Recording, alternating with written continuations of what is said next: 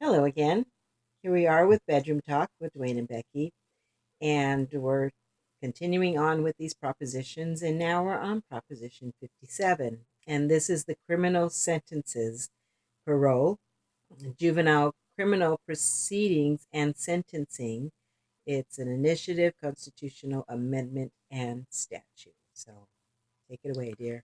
Uh, I'm not going to try and go through all the details. I think we'll do kind of a quick overview.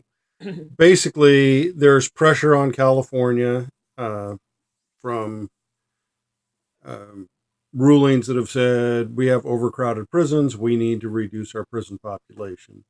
And so we've done various things to try and do that. This is to ease up the people that qualify for parole. And it plans on giving them a credit system that says you can earn credits for good behavior, for participating in work projects within prison, training, and education. Uh,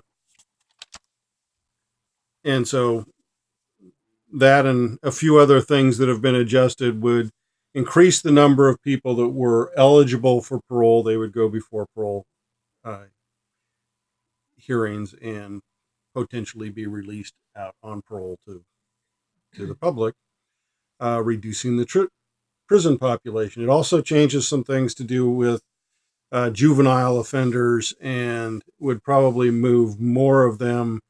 Right now, certain cases of violent offenders and things automatically go to be tried as an adult. Those are very, very extreme cases. And then others are referred and get a hearing to see whether they'll go to be tried as an adult. This, again, loosens that up and basically makes all of them get a hearing on whether they uh, go to be tried as an adult. Uh, Bottom line, again, this is to reduce the number of people in prison. It reduces our costs. There's a lot of talk about how much money it saves. You have to balance that against the potential of having people that are dangerous released out on parole. They say that it's own that violent offenders aren't released, but then the arguments against it say, well, no, there's actually quite a few what we would consider violent offenders that can be released out through this program. Uh, Non-violent. right. No, It's classified as non-violent. right. They said violent offenders wouldn't be available eligible, but then they're saying, well, what they actually qualify as um, Non-violent. nonviolent actually have some pretty violent aspects to it. You can read through that list for yourself and see what you think. Um, Even stuff that's nonviolent, having your home burglarized when you're not home is not considered a violent offense, but it sure shakes you up and sure disrupts your sense of well-being and your sense of security. So, there's things that go, okay, they're nonviolent, but do you want them released to the public? You know, Part of our approach to we've never decided exactly what the intent of our prison system is. Whether it's to punish people, which is one idea, we're going to punish them. Another is we're going to rehabilitate them and we're going to make them responsible citizens and such. Another is we're just going to lock them up and keep the public safe by separating them.